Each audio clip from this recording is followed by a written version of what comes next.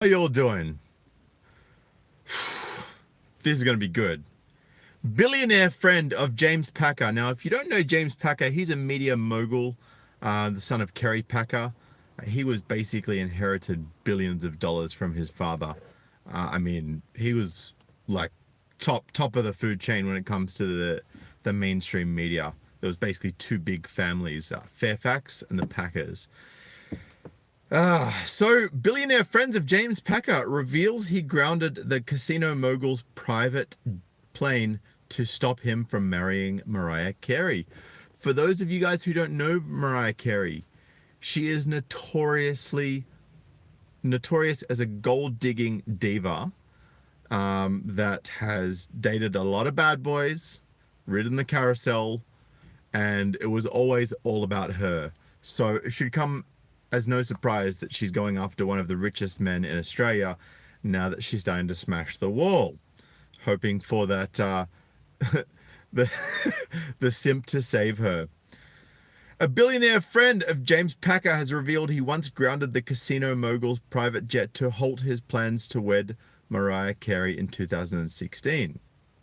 Now, why would you do this? Why would you try and prevent your mate from getting married, other than realizing that marriage is a terrible deal for men and that you shouldn't do it? Well, it's because James Packer is a serial simp, and I'm going to go into that in a moment, so stick with me, guys.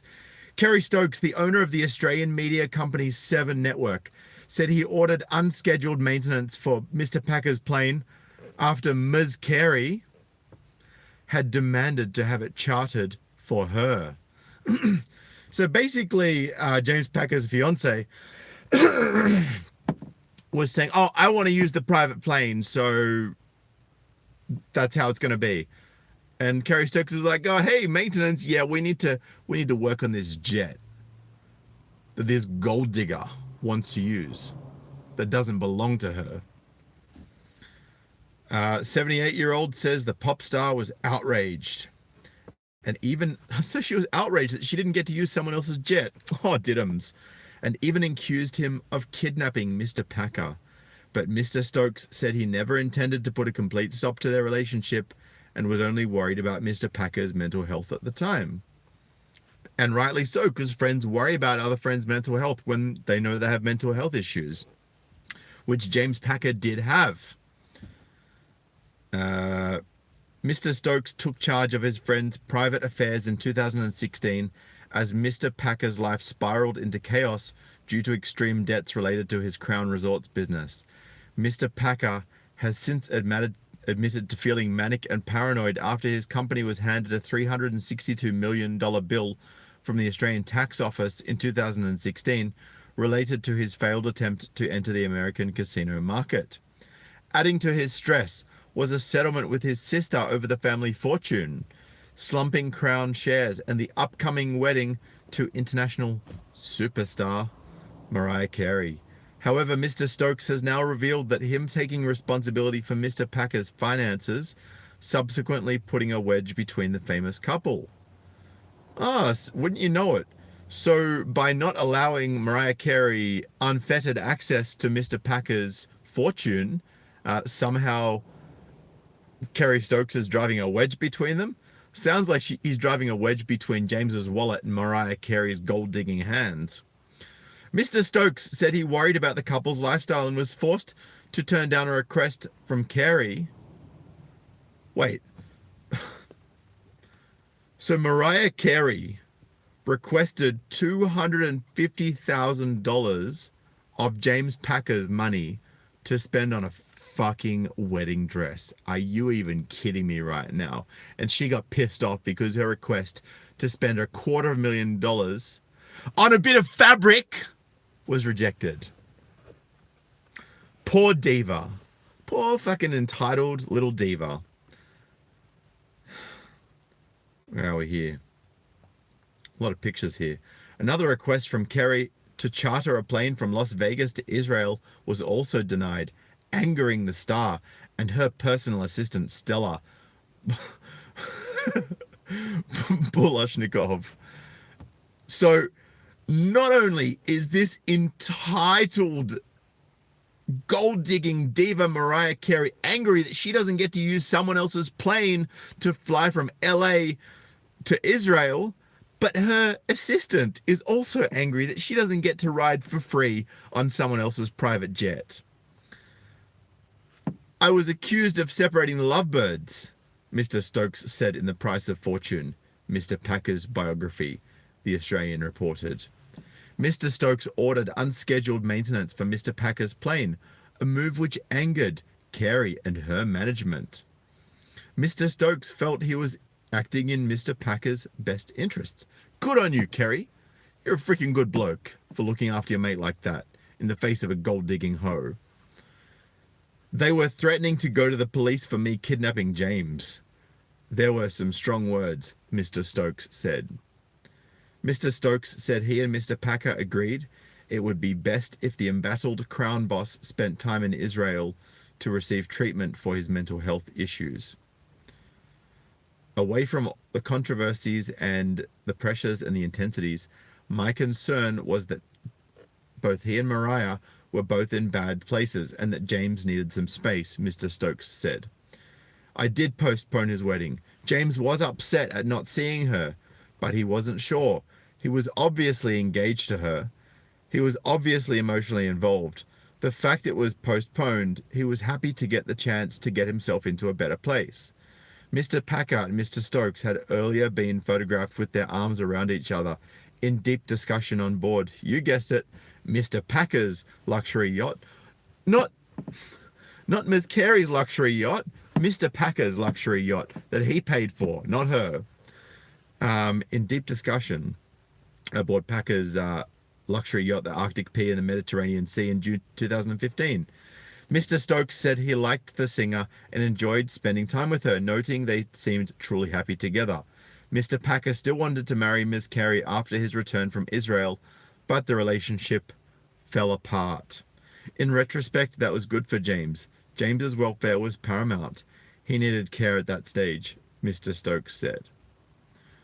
So, some of you may be wondering, what exactly happened after the relationship fell apart?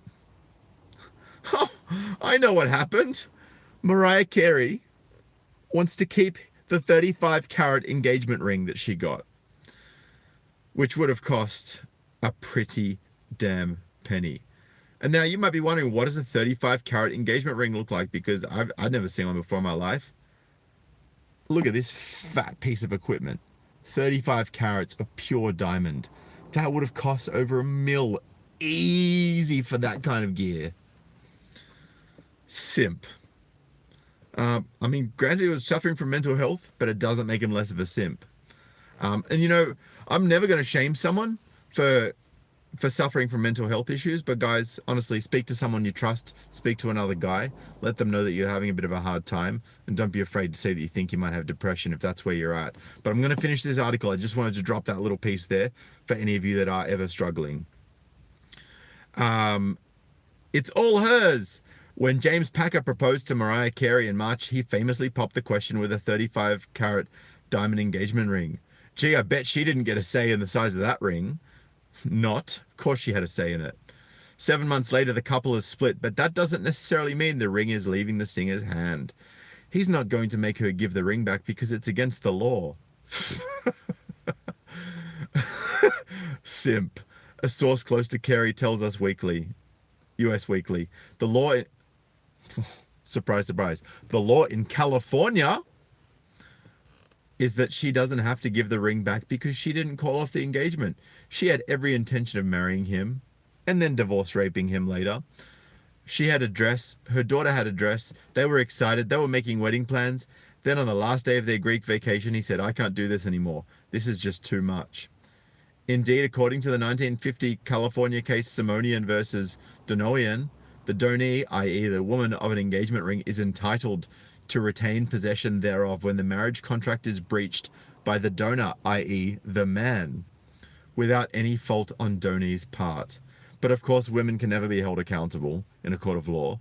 So even if she was at fault, then it would be his fault for blaming her, or his fault for emotional abuse or financial abuse or some sort of abuse that absolves her of any responsibility whatsoever. Attorney Stacey D. Phillips took that a further step for us. If the recipient cancels the wedding, then the recipient has to give the ring because the ring was a conditional gift. The condition being the recipient had to marry the donor.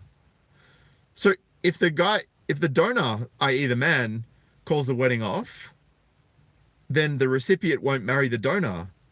So therefore, doesn't that mean that the contract's broken anyway and she has to give it back anyway? Of course it doesn't. Let the woman keep the multi-million-dollar ring. If they decide together mutually to cancel the wedding, then the recipient has to return the ring. But of course, she wouldn't opt out of that wedding to one of the richest guys in Australia. So far, it seems that it's the second option that applies to the couple, as Carrie is still wearing the ring, but on her right hand. Yeah, so she's just taken it off. She's like, oh, look, I'm no longer engaged. I'm jumping back in the carousel, and check out my fucking rock that I took from my ex-fiance after 7 months of engagement, because vagina. Of course, that doesn't mean there aren't other problems the Grammy-winning artist needs to contend with, like where to go from here. Mariah was like, "This isn't how you do it," sources said. He had asked her to move to LA to be closer to him since his ex-wife and kids live in LA. She relocated to be with LA to be with him. She uprooted her life, and she loves her life in New York. All right, well, look, you know, fair. I mean, kind of sucks for her that she has to uproot, but, you know, she got more than her fair share out of that 7 months. I'm just saying. Anyway, guys, this is why you shouldn't get married to a gold digger. This is why you should. I mean, if you're going to buy a ring for someone as a gesture, buy a cheap ring. And if they are not content with that, vamos! See you later! I'm out of here! Can you hear this? It's the sound of the window. You just throw yourself out the window. That's what you should do if you're ever in that situation. Because otherwise, you're going to find yourself screwed over. Whatevs. Anyway, guys, I'd love to know what you think about this video. Please drop your comments after this live stream finishes. Smash the thumbs up, please. It really helps my video to get better exposure. And share this video with everyone you know that's planning to get married, that got married and regrets it, that got married and totally changed. Or just anyone, really. Everyone needs to hear this message. Everyone needs to know that marriage is a bad deal for a man. Even women need to know it so they can understand why men don't want to marry them anymore. So they can shut up about us getting married to them. Because if they want to get married to us, then they need to bring something else to the table other than a vagina. Because we can cook, we can clean, we can do our accounting, we can maintain a home, we can pay for our home, we can maintain our cars, we can fix stuff. We can keep ourselves entertained. We can enjoy ourselves. We can literally do everything we want other than reproduce. And soon there's probably going to be artificial wombs. And I'm sure there's going to be plenty of women that are happy to give up an egg for a few $1,000s that, you know, you'll then be able to basically take and fertilize yourself with these artificial wombs. I don't know, whatever. But yes, marriage is a bad deal for men. That's right, Mr. Charles. Thank you so much for reiterating that. 100% agree with you. Feel free to quote me in the comments on that. And I appreciate you, Daniel Corica, for that generous $5 donation, brother. Generous $5 donation. I really appreciate it. If any of you others want to donate anonymously, paypal.me/Sydney MGTOW. And guys, I will be looking forward to hearing your comments, seeing those thumbs up, and seeing the numbers on this video grow as you share it out there. And I look forward to catching you in the next video. Peace.